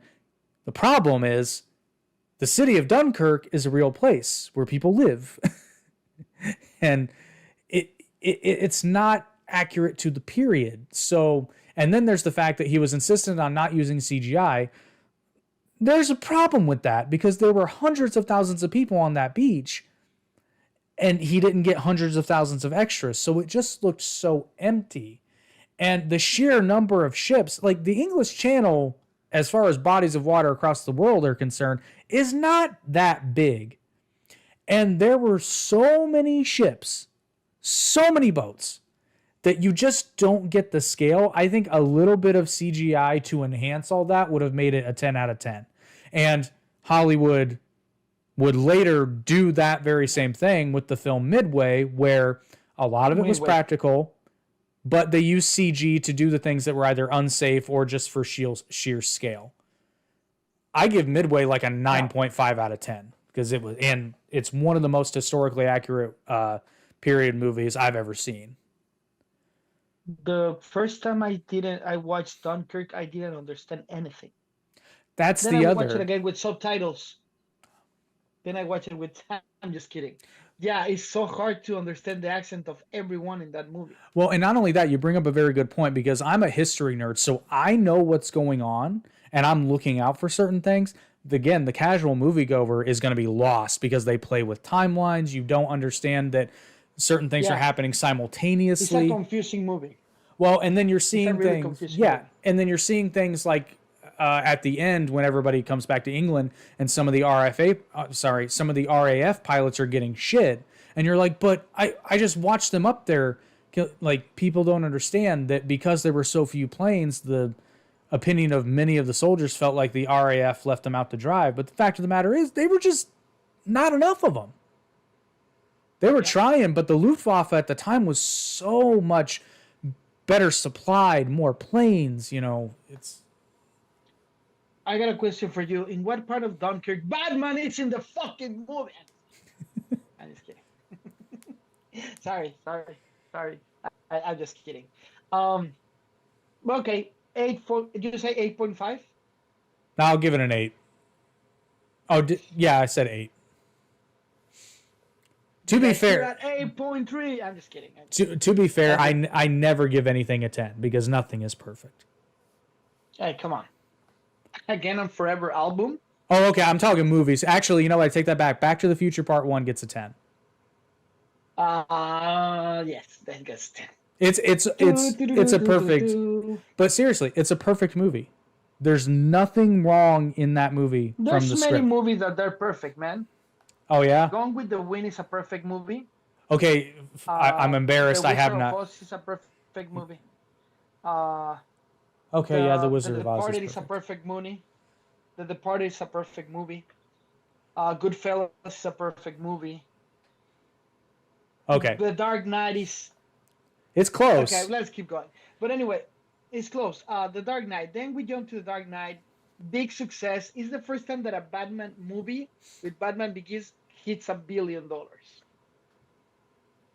Then The Dark Knight 3 years later. I don't want to sound like the Heath Ledger fan. Oh, he died. No, he's amazing as the Joker. I don't like their other job. He was another actor till he born to play the Joker. Period. I'm not gonna talk about his life and death. I'm just talking about the movie because I hear that everybody's like, "Oh, he died. He must receive it." No.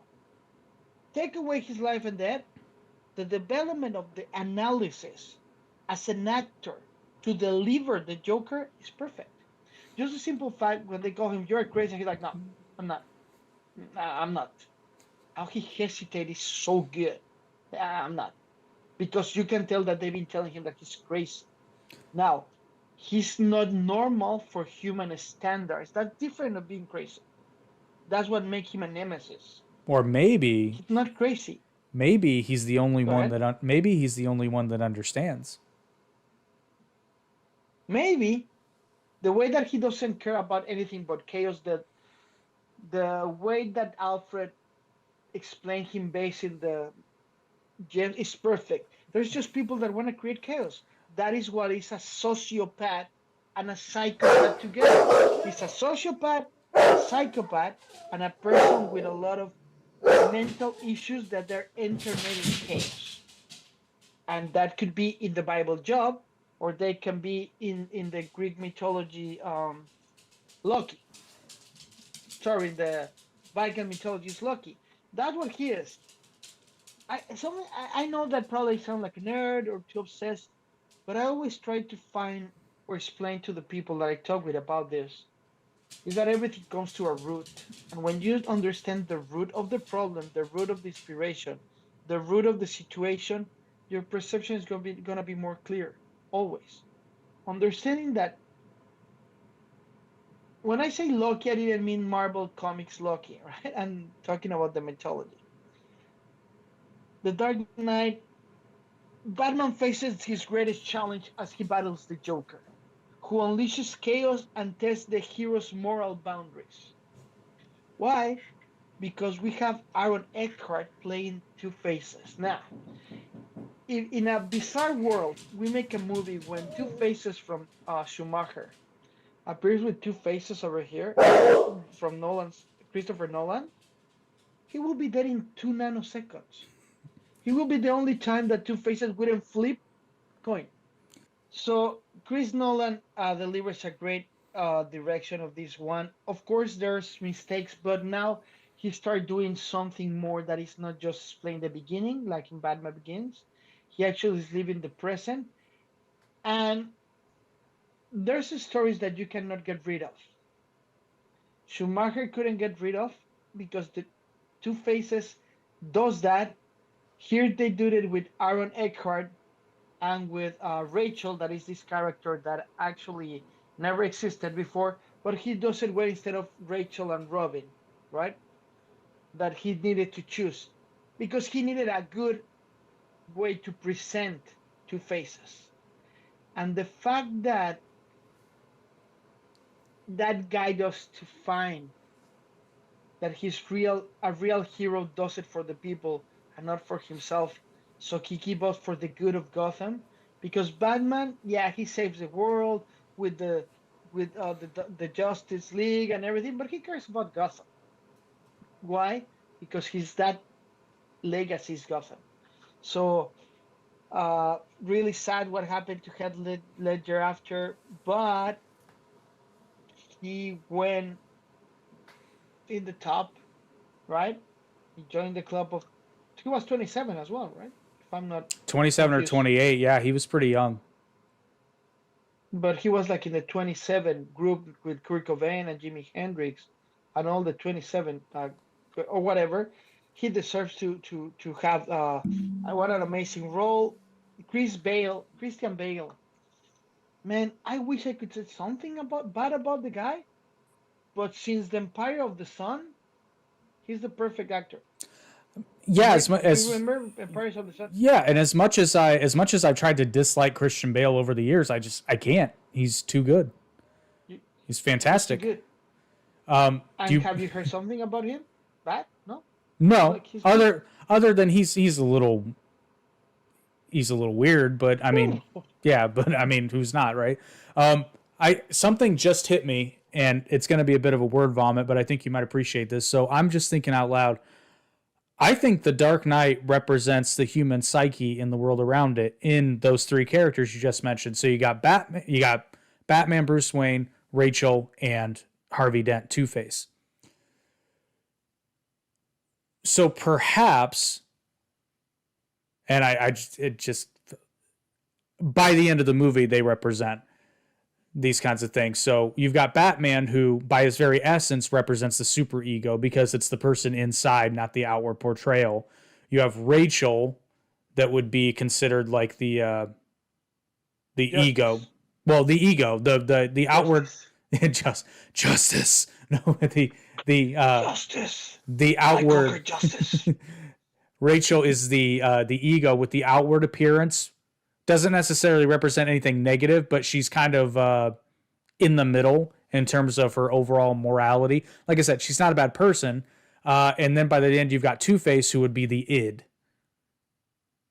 and then you've got the Joker, who is just a representation of the chaos and how it can affect different parts of your psyche. But in the end, the super ego triumphs by transcending above the physical world, as it will, and transcending up into that metaphysical, because it's like, even though the world is chaos, there is order at the top. And even if it's not the most common thing, it is still the most ideal thing to fight for and represent. That's a really good analysis. There's another analysis that I want to share with you, and it wasn't a word vomit. That was really good. Congratulations. I think it was really good. It's my psychology 101 paper. But something that I really want to add, that Rachel, I call her Justice. Sorry, I need to do it again. I kind of like it. There's a Black Knight. Think about the movie, outside the movie. There's a Black Knight in the Arthur Camelot. His name is Sir Calogrant. That he comes from Sinon of the Welsh mythology. I invite people to read about him, and they will see what they call the movie The Dark Knight. Again, you look for the source, you understand better the characters. Then we go to The Dark Knight Rises. Batman returns to protect Gotham City from the ruthless terrorist Bane, who plans to destroy the city and its symbol of hope. Now, the first time I watch it, it bothers me how he portrayed Bane. Now, that's when it hits me, and remember Bane that the only thing that Bane character did in Schumacher, right, was die, because that's the worst portrait of Bane ever. They even painted green for God's sake in Schumacher because he's a Hulk. But I'm not gonna go back there. I'm happy now. The Dark Knight Rises, you can tell that he wrote the whole story together, and of course, Heath Ledger wasn't there. He's supposed to be there. Why? Because what we're looking actually in the Dark Knight Rises is No Man's Land from DC Comics. No Man's Land is exactly that, but they instead of putting it on an earthquake, they put Bane to generate the evil. I don't dislike that how he treated the story. I know that it was a forced resolution because Heath Ledger wasn't there.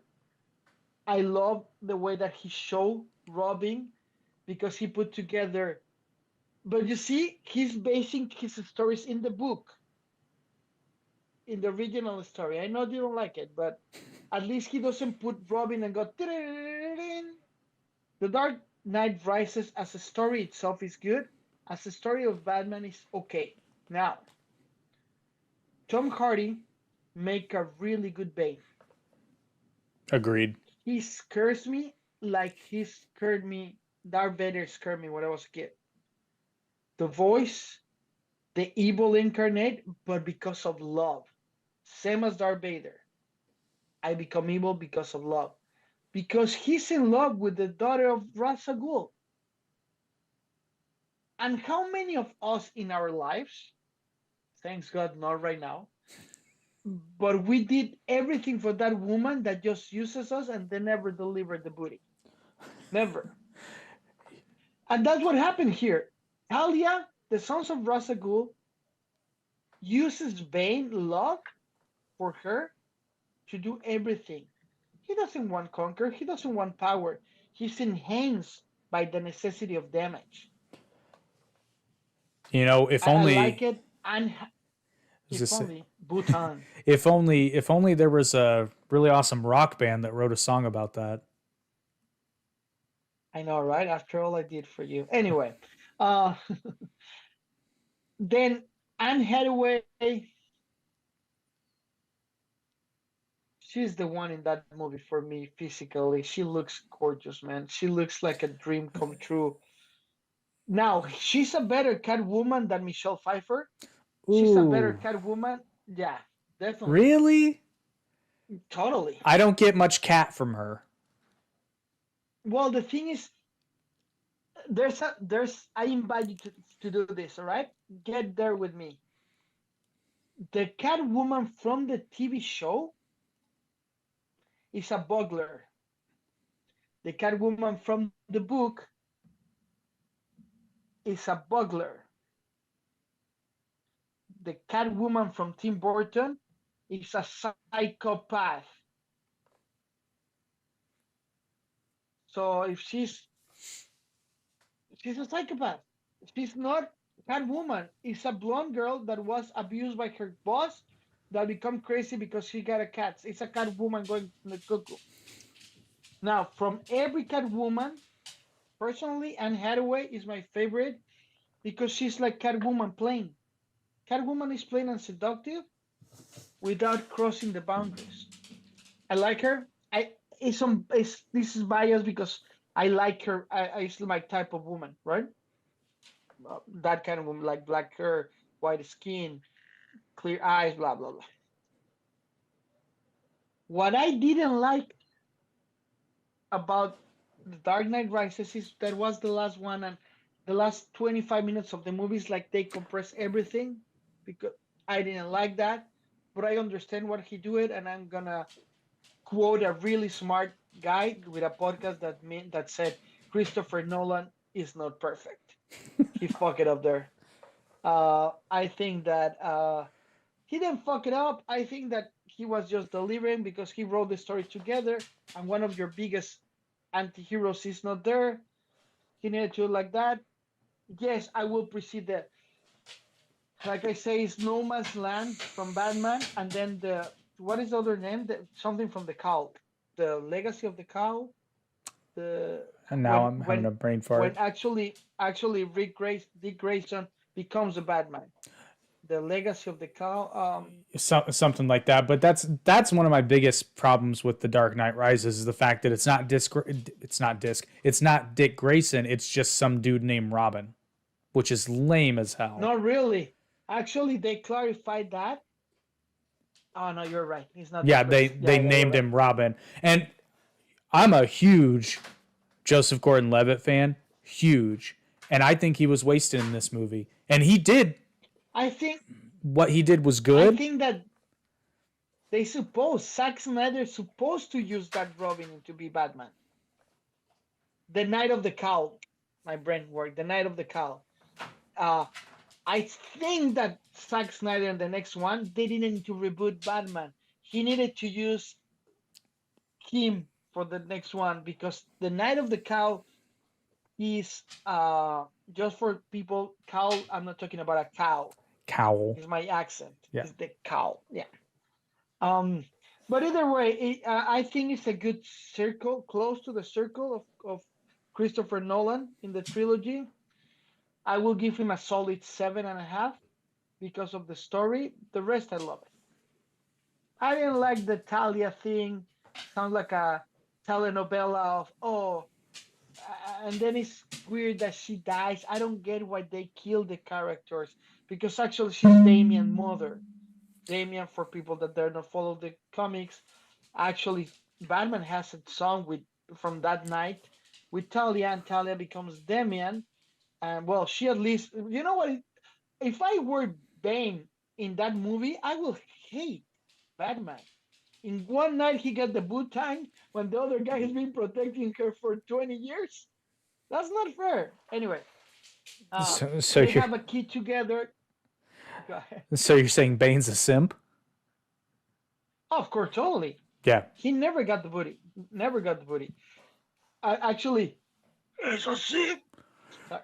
And what's funny is all I would have had to have done is ignore her. Or be a multi-millionaire. Like Batman. Batman has it easy. It's just because he's rich, isn't it? Oh, it's because I want justice. That's what it was. Anyway, then we go number 9, and the whole episode is being about this. I'm gonna go fast. Batman versus Superman, Dawn of Justice, 2016. Unfairly criticized. It has its problems. Okay, but it was unfairly criticized. Shut the hell up. I was gonna destroy it too, but great movie, unfairly criticized. I mean, it has its problems. Like, I did not. Okay. So, I wasn't a huge fan of Zack Snyder's take on Superman. I thought there were a lot of parts that were kind of, well, to be frank, they were stupid. Yeah. I have a whole, you can find it on YouTube. I have a whole bit where I rant about why did Jonathan Kent die? Jonathan Kent's not supposed to die. And the way he dies is so unbelievably stupid. Like, it makes zero sense. I agree with you. Batman died, Superman died, doesn't die. But I was going to tell you something to simplify our problems today.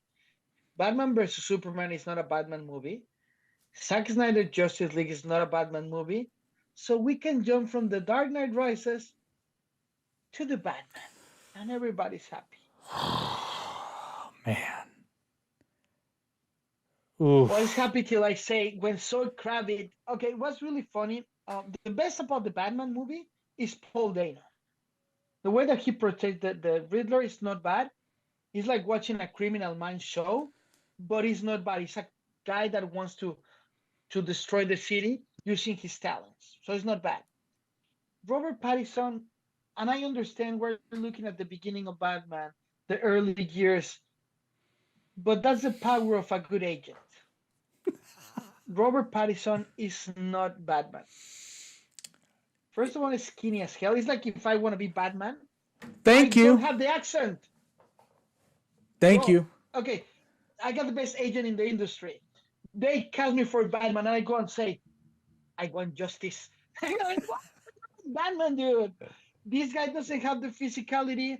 I don't have the accent. So Dano, great job. yeah. Go ahead. So there's a bit of a running gag across um, the various podcasts that I do or have been on, and the running gag is essentially my hatred for Robert Pattinson. Now it's true. I do not like the guy as an actor. I don't know him personally, obviously, but not a fan. But it's become sort of a source of comedy for my other co-hosts, so we might as well start the trend here. I name me a good Robert Pattinson movie. You can't do it. Okay, I'm going to rephrase that. Name me a movie that Robert Pattinson is in that is good because of Robert Pattinson. You can't. Okay, You can't. first of all, you don't need to rephrase it. You're totally right. I'm gonna say this: if I never watched Twilight, and they told me Robert Pattinson is gonna be Batman, I'm gonna be like, who? So here's my biggest, and the reason I just genuinely don't like the guy.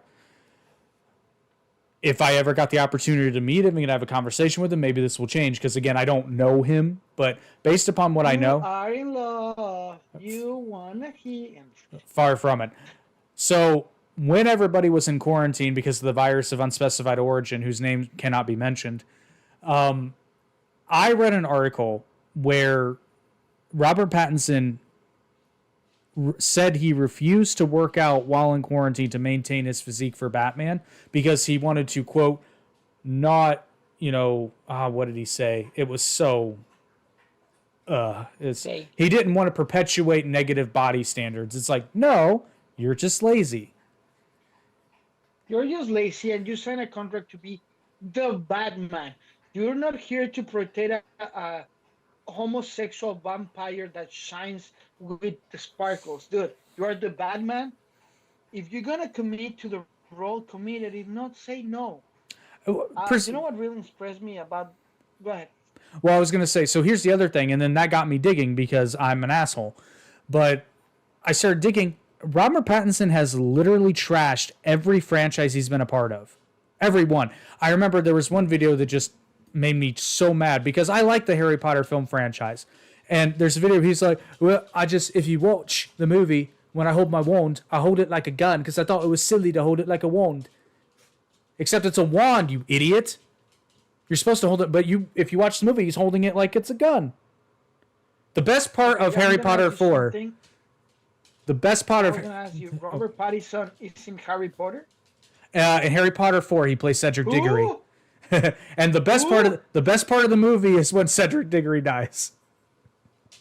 There you go. So, I understand you're hated to him. The only thing that surprised me is that when I went to Warner Brothers, I saw Zoe Kravitz. This is what only impressed me of the movie, okay? I grabbed Zoe Kravitz's outfit, and he's like a 10-year-old girl. And he looks skinny next to her.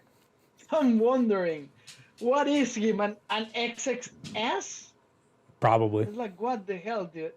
Yeah, I mean,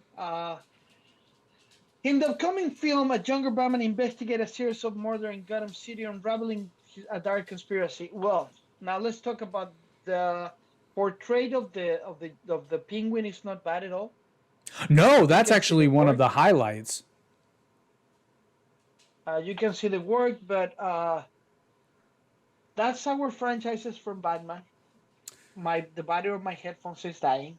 Okay, so just want to I just want to let everybody know real quick. If you did not enjoy the Batman with Robert Pattinson, if you go to the Average Intelligence podcast on YouTube, we did an episode where we reviewed it.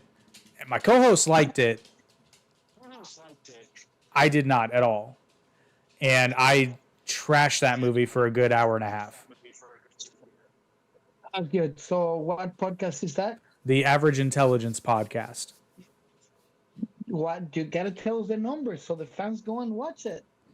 Well, hang on 1 second. I can tell you. It's just we review the Batman. That's all it is. Okay, so people, we were looking to do a podcast with other topics, but we're gonna have pass it to next week. We've been here a lot.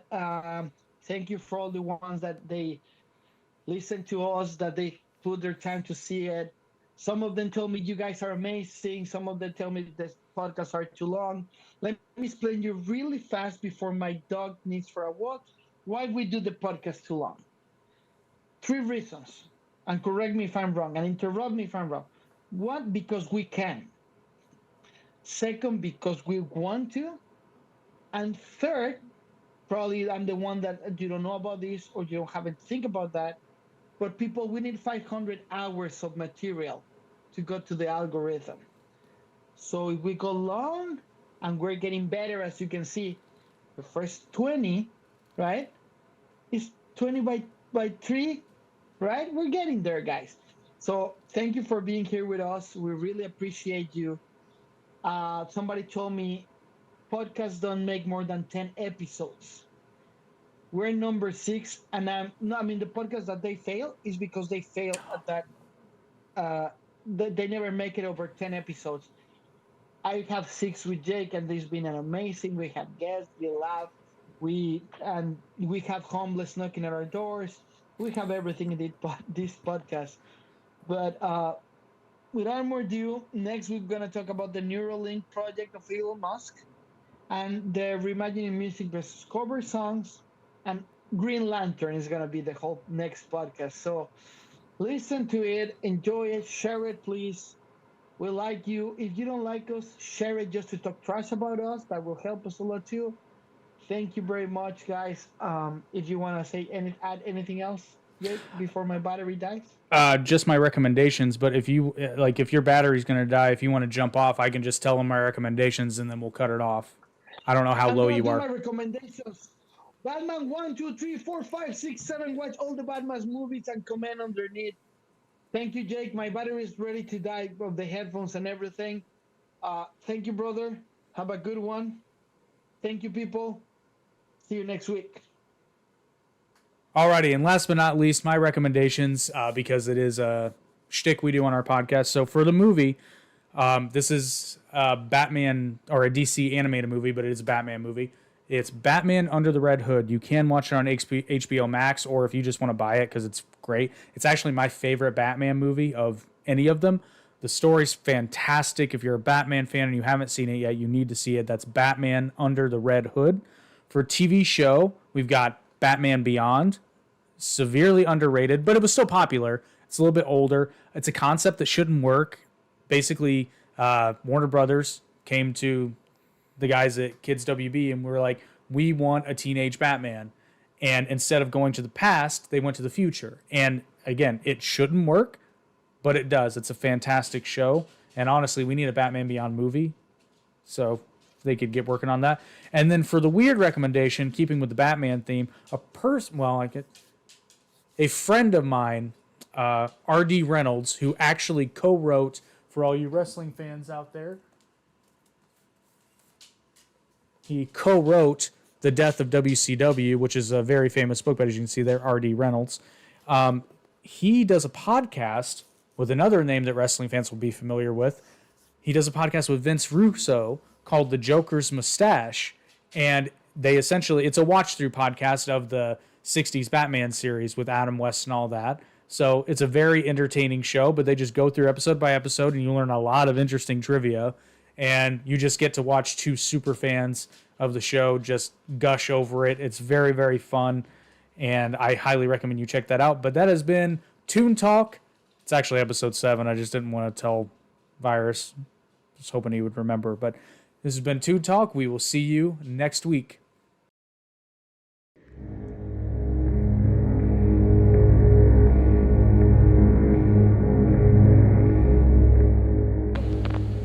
I have a dream